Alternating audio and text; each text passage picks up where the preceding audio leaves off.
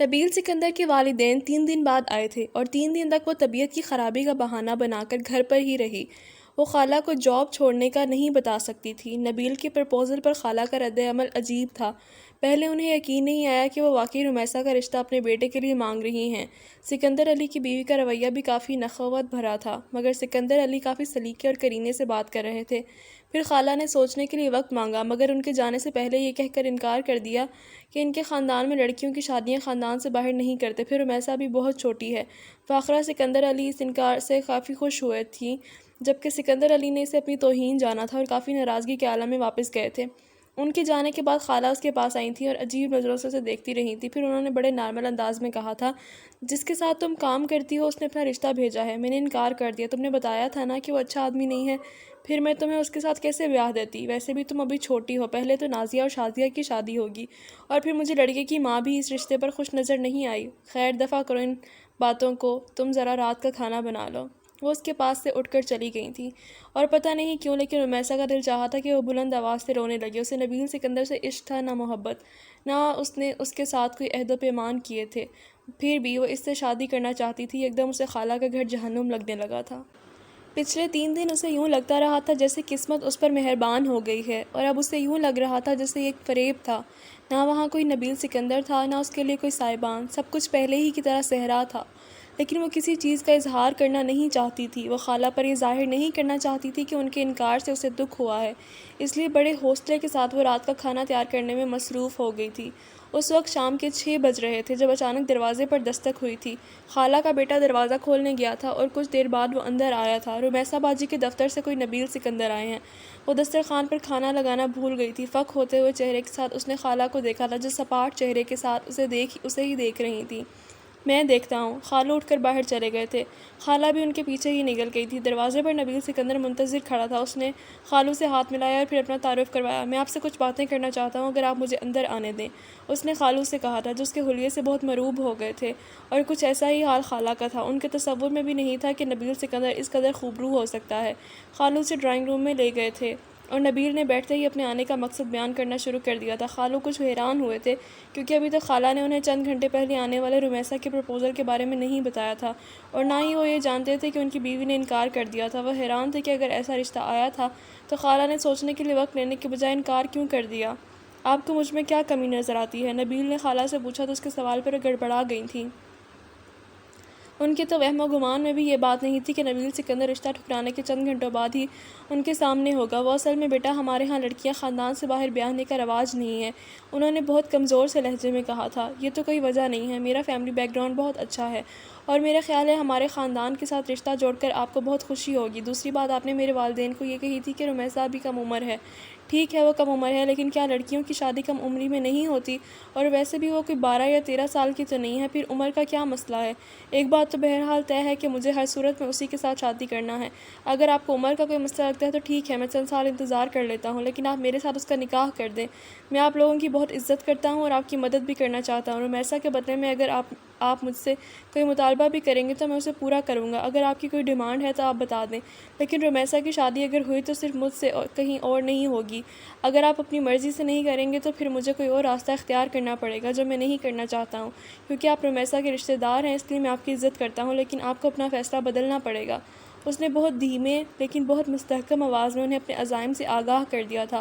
خالہ نے گلا صاف کر کے کہا، دیکھو بیٹا، رمیسا میری دونوں بیٹیوں سے چھوٹی ہے، ان کی شادی کیے بغیر اس کی کیسے کر سکتی ہوں؟ وہ کوئی مسئلہ نہیں، آپ ان کے لیے رشتے ڈھونڈیں اور شادی طے کر دیں۔ جہاں تک اخراجات کا تعلق ہے تو وہ میں ادا کر دوں گا، اس بارے میں آپ فکر مند نہ ہوں۔ لیکن دیکھو، ابھی ہمارے پاس رمیسا کی شادی کرنے کے لیے کچھ بھی نہیں ہے، ہم اسے خالی ہاتھ تو نہیں بھیج سکتے، آخر وہ بھی ہماری بیٹی ہے۔ خالہ نے ایک بار پھر کہا تھا، وہ بھی کوئی مسئلہ نہیں ہے، مجھے جہیز کی ضرورت نہیں ہے، میرے پاس سب کچھ ہے، اور شادی بھی بہت سادگی سے ہوگی، آپ کو صرف نکاح کرنا ہوگا۔ اس کے علاوہ جو تھوڑے سے بہت اخراجات ہوں گے، یا رمیسا اگر کوئی زیور اور کپڑے بنوانا چاہتی ہے تو میں اس کے لیے آپ کو چیک کاٹ کر دے دیتا ہوں۔ خالہ کا دل خوشی سے بلیوں اچھل رہا تھا، مگر وہ چہرے سے سنجیدہ نظر آ رہی تھی۔ رمیسا کا حق مہر کیا ہوگا؟ انہوں نے پوچھا تھا۔ جو آپ چاہیں، نبیل جیسے گھر سے پوری تیاری کر کے آیا تھا۔ خالہ نے معاملات طے کرنے شروع کر دیے۔ ایک تو اس کا نام کوئی گھر ہونا چاہیے۔ ٹھیک ہے، وہ ایک لفظ کہے بغیر ان کا پہلا مطالبہ مان گیا۔ کم از کم 5 لاکھ روپیہ ہونا چاہیے اس کے نام بینک میں۔ ٹھیک ہے، اور ماہانہ خرچ کم از کم 2000 ہونا چاہیے۔ اور کم از کم 50 تولے زیور بری میں آنا چاہیے۔ میں 100 تولے دے دوں گا۔ اس نے صرف آخری مطالبے میں کچھ تبدیلی کی تھی۔ کچھ اور؟ نبیل نے پوچھا تھا۔ نہیں، بس اتنا ہی کافی ہے۔ اس بار خالو کو شرم آ گئی تھی۔ اب ایک بات آپ میری مان لیں، میں 2 ہفتے میں شادی کرنا چاہتا ہوں، آپ تاریخ طے کر دیں۔ اس نے اپنا واحد مطالبہ سامنے رکھا تھا۔ ٹھیک ہے، ہم 2 ہفتے میں شادی کر دیں گے، خالہ نے فوراً کہہ دیا۔ نبیل نے اپنی جیب سے چیک بک نکال کر 1 لاکھ کا چیک لکھ کر خالہ کو دیا تھا۔ یہ اخراجات کے لیے ہے۔ میرے ایک دوست کی بیوی ہر روز میرے ڈرائیور کے ساتھ آیا کرے گی۔ وہ رمیسا اور آپ کو ساتھ لے جایا کرے گی، رمیسا کو کپڑے اور زیورات پسند کروانے کے لیے۔ میں شادی پر کوئی ہنگامہ نہیں چاہتا۔ چند لوگ آپ کی طرف سے ہونے چاہئیں اور چند ہی لوگ ہماری طرف سے ہوں گے۔ ہوٹل کے ہال کی بکنگ کروا دوں گا اور کل آپ کو اس کے بارے میں انفارم کر دوں گا۔ کسی اور بارے میں مجھ سے کوئی بات کرنا چاہیں تو ان میں سے کسی بھی نمبر پر رنگ کر کے مجھ سے کانٹیکٹ کر سکتے ہیں۔ اب مجھے اجازت دیں۔ وہ یہ کہتا ہوا اٹھ کھڑا ہوا تھا۔ خالہ اور خالو دروازے تک اسے چھوڑنے آئے۔ وہ اندر کمرے میں دسترخوان پر بے جان سی بیٹھی تھی۔ وہ نہیں جانتی تھی کہ نبیل نے ان سے کیا کہا تھا، مگر وہ بے حد خوفزدہ تھی۔ لیکن خالہ نے اندر آتے ہی اسے گلے لگا لیا تھا۔ بیٹا، نبیل تو بہت ہی اچھا لڑکا ہے۔ ایسے رشتے تو قسمت والوں کو ملتے ہیں۔ میں تو اسے انکار نہیں کر سکی۔ خالہ اس کا منہ چومتے ہوئے کہہ رہی تھیں اور وہ کچھ نہ سمجھتے ہوئے ان کا چہرہ دیکھ رہی تھی۔ اگلے 2 ہفتے بے حد مصروف گزرے تھے۔ نبیل کے ایک دوست کی بیوی ہر روز آیا کرتی تھی اور اسے اور خالہ کو ساتھ لے کر شادی کی شاپنگ کیا کرتی تھی۔ خالہ کو اس کی قسمت پر رشک اور حسد دونوں ہوتے تھے۔ چند دن پہلے تک وہ کیا تھی اور اب وہ کیا بننے جا رہی تھی۔ شادی کے تمام انتظامات نبیل نے کیے تھے۔ بیوٹی پارلر سے لے کر ہال تک سب کچھ پہلے سے بک تھا۔ شادی والے دن صرف نبیل کے گھر والے اور اس کے کچھ دوست اپنی بیویوں کے ساتھ آئے تھے۔ رمیسا کی طرف سے بھی زیادہ لوگ نہیں تھے۔ نکاح کے فوراً بعد رخصتی ہو گئی تھی۔ وہ نبیل سکندر کے گھر آ گئی تھی، جو کسی طرح سے بھی شادی والا گھر نہیں لگ رہا تھا۔ نبیل کا کمرہ 2nd فلور پر تھا۔ آنے کے فوراً بعد اسے نبیل کے کمرے میں پہنچا دیا گیا تھا۔ نبیل کے ماں باپ اور بڑے بھائیوں اور بھابھیوں نے اسے منہ دکھائی میں بجھے دل سے کچھ تحفے دیے تھے۔ ان کے رویے سے وہ یہ جان گئی تھی کہ اس شادی سے کوئی بھی خوش نہیں ہے، مگر اسے اس سب کی توقع تھی، اس لیے زیادہ دکھ نہیں ہوا۔ پھر اس کے چھوٹے دیوروں نے بھی اسے کچھ تحائف دیے تھے۔ باقی لوگوں کی نسبت ان کا رویہ قدرے بہتر تھا، خاص طور پر ذیشان کا۔ کچھ دیر تو اسے دیکھ کر وہ بھی اس کے چہرے سے نظر نہیں ہٹا سکا تھا۔ تو نبیل سکندر صاحب ہی وہ خوبصورتی تھی جس نے آپ کو عقل سے پیدل کر دیا تھا؟ بے اختیار اس نے سوچا تھا۔ وہ بلا شبہ بے تحاشا خوبصورت تھی اور اس وقت تو ویسے بھی خوبصورتی کے تمام ہتھیاروں سے لیس تھی۔ رمیسا یہ وہ بندہ ہے جس نے تم سے شادی کے فیصلے پر میرا سب سے زیادہ مذاق اڑایا تھا۔ اس کا خیال ہے کہ میں کبھی بھی ایک اچھا شوہر نہیں ہو سکتا۔ نبیل نے اس کا تعارف کرواتے ہوئے اس کے بارے میں کچھ مزید اطلاع فراہم کی تھی۔ رمیسا نے نظر اٹھا کر اسے دیکھا تھا۔ وہ نبیل سے کافی مشابہ تھا اور اس وقت کچھ جھیمپا ہوا تھا۔ وہ کچھ دیر رمیسا سے رسمی سی باتیں کرتا رہا تھا اور پھر وہ نبیل کے ساتھ کمرے سے نکل گیا تھا۔ کمرے میں اب اس کے سوا کوئی نہیں تھا۔ اس نے سر اٹھا کر کمرے میں نظر دوڑائی تھی اور کچھ لمحوں تک وہ مبہوت ہو کر رہ گئی تھی۔ ہر چیز کتنی خوبصورت ہو گئی تھی۔ اس کی زندگی کی ساری بدصورتیاں پتہ نہیں کہاں چھپ گئی تھیں۔ سب کچھ کتنا مکمل، کتنا خوبصورت نظر آ رہا تھا۔ اور پھر وہ آ گیا تھا اور پتہ نہیں اس رات نبیل سکندر نے اس سے کیا کیا کہا تھا۔ اسے پہلی بار دیکھنے سے لے کر آج تک کی ساری کیفیات اس نے اسے بتا دی تھی اور وہ بس خاموشی سے اس کے خوبصورت چہرے پر نظر آنے والی چمک اور جھلملاتے رنگوں کو دیکھ رہی تھی۔ کیا میں کسی کے لیے اس قدر اہم ہو سکتی ہوں؟ اور وہ بھی نبیل سکندر جیسے بندے کے لیے؟ اسے یقین نہیں آ رہا تھا، مگر یہ سب حقیقت تھی۔ شادی کے تیسرے دن وہ دونوں ہنی مون کے لیے امریکہ آ گئے تھے اور فلائٹ کے دوران یہ سوچ کر اسے ہنسی آ گئی تھی کہ کچھ دن پہلے تک وہ بے حد بے تابی سے اس کے باہر جانے کا انتظار کر رہی تھی، مگر یہ نہیں جانتی تھی کہ اس بار جب وہ باہر جائے گا تو وہ بھی اس کے ساتھ ہوگی۔ 1 ماہ تک وہ دونوں باہر رہے تھے اور صرف رمیسا کے لیے ہی نہیں، نبیل سکندر کے لیے بھی یہ اس کی زندگی کے سب سے خوبصورت دن تھے۔ اس کا دل چاہتا تھا وہ دنیا کی ہر چیز اسے خرید کر دے دے۔ اس کا جی چاہتا تھا زندگی بس ایسے ہی گزرے، ہر مصروفیت، ہر کام ختم ہو جائے، اگر کچھ باقی رہے تو صرف رمیسا۔ 1 ماہ بعد وہ واپس آئے تھے اور اس 1 ماہ میں بہت کچھ بدل چکا تھا۔ وہ نبیل کے بارے میں بہت کچھ جان چکی تھی۔ اس کی پسند ناپسند، تقریباً ہر چیز ہی اس کے علم میں آ چکی تھی۔ وہ اس کے معاملے میں کتنا پوزیسو تھا وہ یہ بھی جان چکی تھی، اور جتنا وہ اس کے بارے میں جان رہی تھی اتنا ہی وہ اس کی محبت میں گرفتار ہو رہی تھی۔ امریکہ سے واپس آنے کے دوسرے دن شام کے وقت اس نے اپنے بیگ کھولے تھے اور جو تحفے نبیل کے گھر والوں کے لیے لائی تھی وہ نکالے تھے۔ نبیل اس وقت گھر پر نہیں تھا۔ وہ اس کی امی کے لیے خریدی گئی گھڑی اور پرفیوم لے کر نیچے آ گئی تھی۔ بہت جھجکتے ہوئے وہ دروازہ کھٹکھٹا کر ان کے کمرے میں داخل ہوئی۔ نبیل کی ممی اس وقت ڈریسنگ ٹیبل کے سامنے بیٹھی کہیں جانے کے لیے تیار ہو رہی تھیں۔ اسے دیکھ کر بلش آن لگاتے ہوئے ان کے ہاتھ رک گئے تھے۔ بہت بے تاثر چہرے کے ساتھ انہوں نے اس کے آنے کا مقصد پوچھا تھا۔ ممی، ہم لوگوں نے آپ کے لیے کچھ گفٹس لیے ہیں، میں وہی دینے آئی ہوں۔ ممی کے تاثرات اس کی بات پر کچھ اور بگڑ گئے تھے۔ کیا گفٹ لائی ہو؟ یہ کچھ پرفیومز اور ایک گھڑی آپ کے لیے۔ وہ چلتے ہوئے ان کے پاس آ گئی تھی۔ نبیل کی ممی نے ہاتھ میں پکڑے ہوئے برش سے ڈریسنگ ٹیبل پر پڑے ہوئے پرفیومز کے ڈھیر کی طرف اشارہ کیا تھا۔ کیا ان سے زیادہ اچھے اور مہنگے پرفیوم لائی ہو؟ ان کے لہجے میں بے حد حقارت تھی۔ میرے پاس اتنی زیادہ اور اتنی مہنگی گھڑیاں ہیں جو تم نے زندگی میں کبھی دیکھی بھی نہیں ہوں گی۔ وہ کچھ بول ہی نہیں سکی۔ ان چیزوں کو تم گھر کے کسی ملازم کو دے دو یا اپنے گھر بھجوا دو، مجھے ضرورت نہیں ہے، اب جاؤ۔ وہ دوبارہ چہرے پر بلش آن لگانے میں مصروف ہو گئی تھیں۔ وہ جس طرح گئی تھی اسی طرح واپس آ گئی، اور پھر وہ نبیل کی بھابھیوں کو تحفے دینے گئی تھی۔ انہوں نے تحفے تو رکھ لیے تھے، مگر اس طرح جیسے ایسا کر کے وہ اس پر بڑا احسان کر رہی ہیں۔ وہ بے حد دل گرفتہ ہوئی تھی۔ یہ جاننا کہ کوئی آپ کے لیے ناپسندیدگی کے جذبات رکھتا ہے اور کسی کے منہ سے اس ناپسندیدگی کا اظہار بے حد تکلیف دہ ہوتا ہے۔ پچھلے 1 ماہ سے اس نے نبیل کے منہ سے اپنے لیے اتنے خوبصورت لفظ سنے تھے کہ اب یہ چند ناخوشگوار جملے اسے بے حد چبھے تھے، مگر یہ صرف ابتدا تھی، اسے ابھی بہت کچھ برداشت کرنا تھا۔ نبیل واپس آ کر اپنے بزنس میں مصروف ہو چکا تھا اور وہ سارا دن گھر میں اکیلی ہوتی تھی۔ پھر بہت جلد فاخرہ نے اسے گھر میں اس کی اوقات یاد دلانی شروع کر دی تھی۔ انہوں نے اس سے کہا تھا کہ وہ نوکروں کی نگرانی کیا کرے۔ اس کے لیے یہ کام تکلیف دہ نہیں تھا، صرف وہ لہجہ تکلیف دہ تھا جس میں اسے یہ حکم دیا گیا تھا، اور اس نے بغیر کسی احتجاج کے اس حکم پر سر جھکا دیا تھا۔ اس کا خیال تھا کہ یہ کام مشکل نہیں ہے، مگر یہ کام ہاتھ میں لینے کے بعد اسے احساس ہوا کہ سب کچھ اتنا آسان نہیں تھا۔ سکندر ولا میں 2-3 آدمی نہیں رہتے تھے جو سب کچھ بہت آرام سے ہو جاتا۔ وہاں اس سمیت 16 لوگ تھے۔ نبیل کے بڑے دونوں بھائیوں کے بچے تھے، ان کی بیویاں تھیں اور ان کی ذمہ داریاں تھیں۔ نبیل کی ممی نے اپنی دونوں بڑی بہوؤں سے کبھی ایسی کوئی ذمہ داری نبھانے کو نہیں کہا تھا۔ وجہ صاف ظاہر تھی، نہ تو ان کی بہوؤں نے پہلے ایسے کام کیے تھے اور نہ ہی وہ اب کرتیں، اور انہیں اس کی ضرورت بھی نہیں تھی۔ ہاں، رمیسا کا جہاں تک تعلق تھا تو فاخرہ کو اسے ناخوش رکھنے کے لیے جو واحد طریقہ ذہن میں آیا وہ یہ کام تھا۔ جب رمیسا نے اپنی نگرانی میں کام کروانے شروع کیے تو جیسے ایک پنڈورا باکس تھا جو کھل گیا تھا۔ اسے صبح جلدی اٹھنا پڑتا تھا کیونکہ اس وقت اس وسیع و عریض گھر کے مختلف حصوں کی صفائی کی جاتی تھی۔ پھر جب وہ صفائی کروا کر فارغ ہوتی تو تب تک نبیل کے بڑے بھائی کے بچے اسکول جانے کے لیے تیار کروانے ہوتے تھے۔ اس کے آنے سے پہلے یہ کام ایک نوکرانی کیا کرتی تھی، کیونکہ ستارہ صبح دیر سے اٹھتی تھی اور بچوں کو تیار کروانے اور اسکول بھیجنے کا کام اس نے ملازمہ کے سپرد کر رکھا تھا۔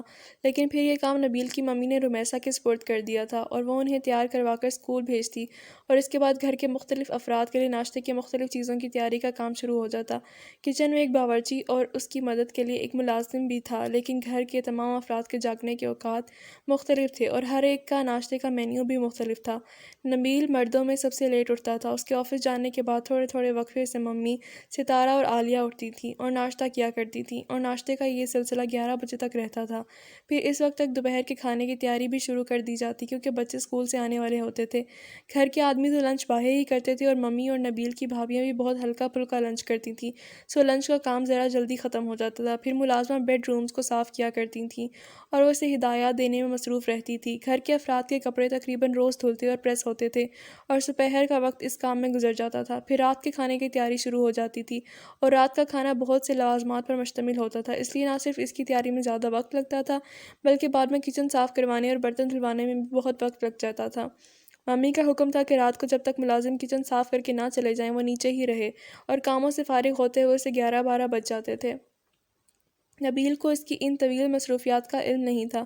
ہنی مون سے واپس آنے کے بعد وہ 10-15 دن آفس کے کاموں میں بہت مصروف رہا اور اکثر خود بھی رات کو دیر سے آتا رہا، لیکن پھر بہت جلد اس نے رمیسا کی مصروفیات کا اندازہ لگا لیا تھا۔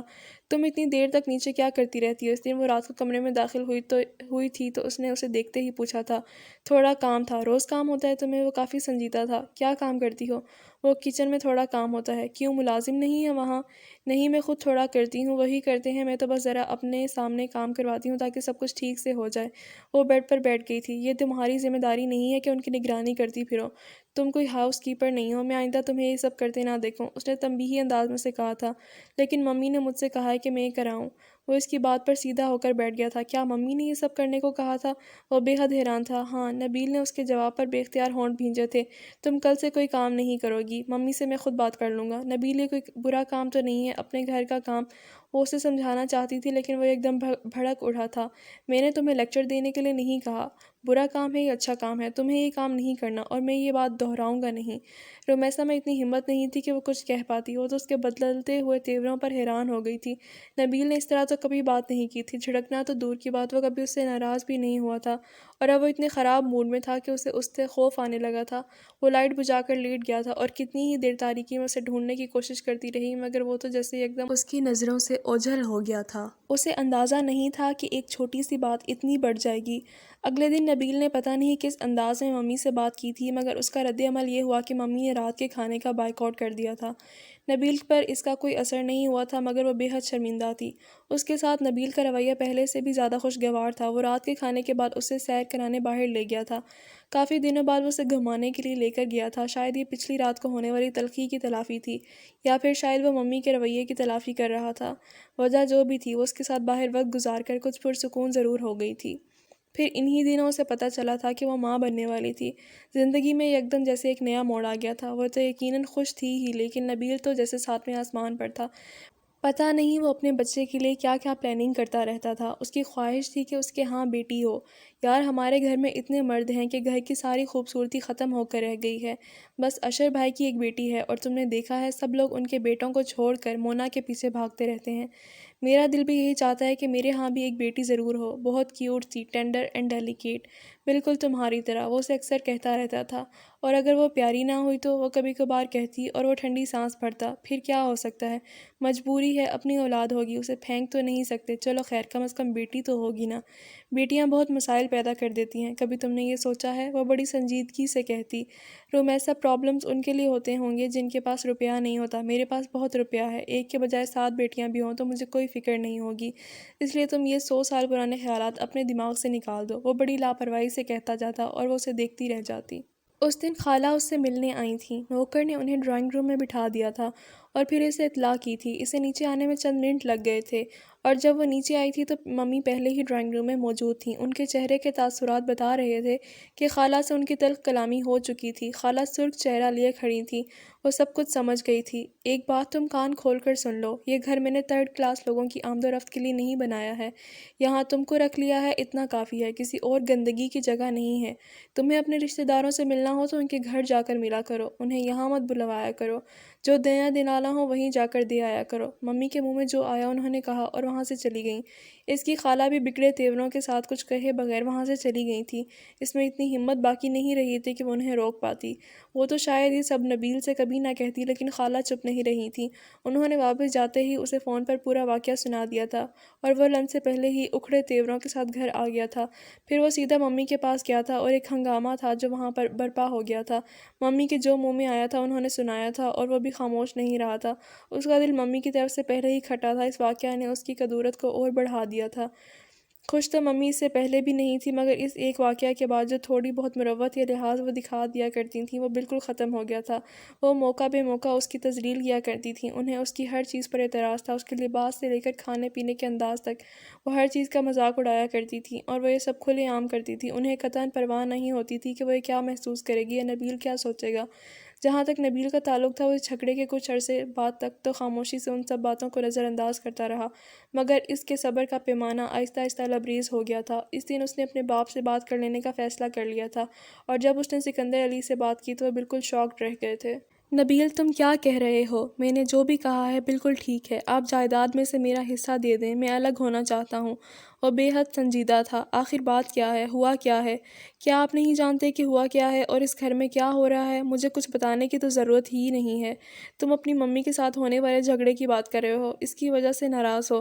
سکندر علی کو نبیل اور اپنی بیوی کے درمیان ہونے والی چپکلش یاد آ گئی تھی۔ وہ ان کی بات پر جس سے پھٹ پڑا تھا۔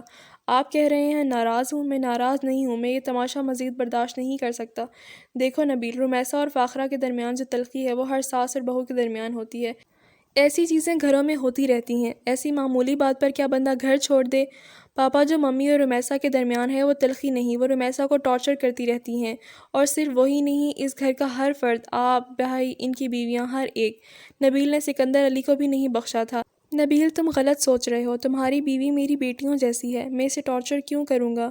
انہیں بیٹے کی بات بہت بری لگی تھی۔ آپ صرف زبان سے کہتے ہیں، دل سے سمجھتے نہیں۔ اگر آپ نے واقعی اسے بیٹی سمجھا ہوتا تو کیا آپ ممی کو ان حرکتوں سے منع نہیں کرتے؟ کیا آپ کو نظر نہیں آتا کہ وہ رمیسا کے ساتھ کیا سلوک کر رہی ہیں؟ وہ اس کی ہر بات پر تنقید کرتی ہیں، انہیں اس کے گلاس پکڑنے کے طریقے تک سے اعتراض ہے۔ اتنی تنقید تو ویسے ہی اسے ذہنی مریض بنا دے گی۔ میں یہاں اسے اپنی بیوی بنا کر لایا تھا، آپ لوگوں نے اسے تماشا بنا دیا ہے، اور آپ کا دعویٰ ہے کہ آپ اسے بیٹی سمجھتے ہیں۔ کبھی آپ نے ممی کو سب کے سامنے اس کا مذاق اڑانے سے روکا؟ کبھی نہیں۔ میری شادی کو 3 سال نہیں ہوئے، صرف 3 ماہ ہوئے ہیں، اور آپ لوگ… ذیشان کمرے کا دروازہ کھول کر اندر آ گیا تھا۔ صورتحال گمبھیر تھی، یہ تو وہ نبیل کے سرخ ہوتے ہوئے چہرے سے ہی جان گیا تھا۔ نبیل اور سکندر علی دونوں نے اس کی طرف دیکھا تھا۔ شادی کی اجازت آپ نے دی تھی مجھے، اور آپ کو میں نے اس کے بارے میں سب کچھ بتا دیا تھا۔ پھر اب ہر ایک کو بار بار یاد کیوں آنے لگا ہے کہ وہ سیکرٹری جیسی گھٹیا جاب کرتی تھی؟ اس کے کردار پر شک ہونے لگا ہے۔ وہ میری بیوی ہے، اگر مجھے اس کی کسی چیز پر اعتراض نہیں ہے تو آپ لوگوں کو کیوں ہے؟ کیا بات ہے نبیل، کیا ہوا ہے؟ ذیشان کچھ بھی سمجھ نہیں پا رہا تھا۔ نبیل نے سرخ چہرے کے ساتھ اسے دیکھا تھا۔ بیٹھ جاؤ اور تم بھی سن لو، میں جائیداد میں سے اپنا حصہ چاہتا ہوں، میں اس گھر میں رہنا نہیں چاہتا۔ اس کا لہجہ بے حد تلخ تھا۔ نبیل… وہ نبیل کی بات پر حیران رہ گیا تھا۔ نبیل، تم بہت زیادہ جذباتی ہو رہے ہو، تمہیں بہت زیادہ غلط فہمیاں ہو گئی ہیں۔ یہ ٹھیک ہے کہ فاخرہ کا رویہ رمیسا کے ساتھ مناسب نہیں ہے، لیکن تم اپنی ممی کو اچھی طرح جانتے ہو، انہیں دوسروں کے جذباتی احساسات کی پرواہ کم ہی ہوتی ہے، اور صرف رمیسا کے ساتھ یہ سلوک نہیں ہوتا، وہ ستارہ اور عالیہ سے بھی خوش نہیں ہیں۔ بس فرق یہ ہے کہ ستارہ اور عالیہ کے ساتھ فاخرہ کا سلوک قدرے بہتر ہوتا ہے، اور کیوں بہتر ہوتا ہے تم جانتے ہو، لیکن فاخرہ آخر کب تک یہ رویہ رکھے گی؟ آہستہ آہستہ سب کچھ ٹھیک ہو جائے گا۔ سکندر علی نے اس کے غصے کو ٹھنڈا کرنے کی کوشش کی تھی۔ کچھ بھی ٹھیک نہیں ہوگا، آپ میری بات یاد رکھیے گا، ممی رمیسا کے لیے اپنے دل سے نفرت اور کدورت کبھی نہیں نکال سکتی، اور وہی کیوں اس گھر کے باقی سب لوگ بھی، آپ بھی، پاپا، آپ بھی۔ کبھی کبھی میں سوچتا ہوں کہ اگر آج میں مر جاؤں تو آپ لوگ تو مجھے دفن کرنے سے پہلے رمیسا کو دھکے دے کر اس گھر سے نکال دیں گے۔ آپ لوگ تو ایک بار بھی نہیں سوچیں گے کہ میں نے اس سے کتنی محبت کی تھی۔ آپ کو تو ایک لمحے کے لیے بھی ترس نہیں آئے گا۔ نبیل، تم کیسی فضول باتیں کرنے لگے ہو؟ اس بار ذیشان نے پہلی بار اسے ٹوکا تھا۔ سکندر علی تو بس اس کا چہرہ دیکھے جا رہے تھے۔ انہیں یقین نہیں آ رہا تھا کہ وہ جس کو سب سے زیادہ چاہتے تھے، کبھی ان سے اس حد تک بدگمان ہو سکتا ہے۔ میں ٹھیک کہہ رہا ہوں ذیشان، میں بالکل ٹھیک کہہ رہا ہوں، اور تم بھی اسی گروہ میں ہوگے، انہی لوگوں کا ساتھ دوگے۔ وہ آج بدگمانی کی انتہا کو پہنچا ہوا تھا۔ پاپا، آپ مجھے بتا دیں کہ آپ مجھے جائیداد میں سے حصہ دیں گے یا نہیں، اور اگر آپ نہیں دینا چاہتے تو بھی آپ مجھے بتا دیں تاکہ میں اپنے لیے کچھ کر سکوں۔ وہ اب اٹھ کر کھڑا ہو گیا تھا۔ میں تمہیں جائیداد میں سے حصہ کیوں نہیں دوں گا نبیل، کیوں اس طرح کی باتیں کر رہے ہو؟ انہیں اس کی باتوں سے بے حد تکلیف پہنچ رہی تھی۔ آپ نے مجبور کیا ہے مجھے اس طرح کی باتیں کہنے پر، اور جہاں تک جائیداد میں حصہ نہ دینے کی بات ہے تو یہ ممی نے کہا ہے۔ انہیں لگتا ہے کہ میں اور میری بیوی ان کے شوہر کی کمائی پر عیش کر رہے ہیں، ان کے بقول میں کچھ نہیں کرتا، ساری محنت آپ اور ان کے دونوں بڑے بیٹے کرتے ہیں، اس لیے میں نے سوچا کہ شاید آپ کا بھی یہی خیال ہو، اور آپ مجھے کچھ دینا نہیں چاہتے۔ وہ کافی تلخی سے مسکرایا تھا۔ میں نے تمہیں کہا نا، تمہاری ممی بے وقوف ہے، اسے کیا پتہ ہے کہ کون کیا کام کرتا ہے۔ میری جائیداد میں جتنا حصہ باقی سب کو ملے گا، تمہیں بھی ملے گا، کم از کم اس معاملے میں تمہیں شبہ کرنے کی ضرورت نہیں ہے۔ انہوں نے جیسے اسے یقین دہانی کروانے کی کوشش کی تھی۔ وہ کچھ دیر تک بڑی عجیب نظروں سے ان کا چہرہ دیکھتا رہا تھا۔ پاپا، کبھی کبھی مجھے ایسا لگتا ہے جیسے آپ… وہ اپنی بات مکمل کیے بغیر کمرے سے چلا گیا تھا۔ کچھ دیر تک کمرے میں مکمل خاموشی رہی۔ تم نے دیکھا ذیشان یہ کیسی باتیں کر رہا ہے؟ چند لمحوں بعد سکندر علی نے اس خاموشی کو توڑا تھا۔ پاپا، اگر وہ یہاں نہیں رہنا چاہتا تو آپ اسے الگ ہو جانے دیں، یہ کوئی بری بات نہیں ہے۔ ذیشان نے بہت پرسکون انداز میں کہا تھا۔ تم کیا کہہ رہے ہو؟ میں خود اپنے گھر کو توڑ دوں؟ سکندر علی بے چین ہو گئے تھے۔ رشتے ٹوٹ جانے سے بہتر ہے کہ گھر ٹوٹ جائے۔ ممی رمیسا سے واقعی کوئی اچھا سلوک نہیں کر رہی، اور آپ جانتے ہیں کہ وہ اس کے بارے میں کتنا حساس ہے۔ وہ یہاں رہے گا تو اسی طرح غصہ میں آتا رہے گا۔ بہتر ہے کہ آپ اسے گھر الگ کرنے دیں۔ جہاں تک بزنس الگ کرنے کی بات ہے تو میں اسے سمجھا لوں گا، میرا خیال ہے وہ صرف غصہ میں یہ کہہ گیا ہے۔ غصہ ٹھنڈا ہوگا تو میں اس سے بات کروں گا، آپ پریشان نہ ہوں۔ ذیشان انہیں تسلی دے کر چلا گیا تھا۔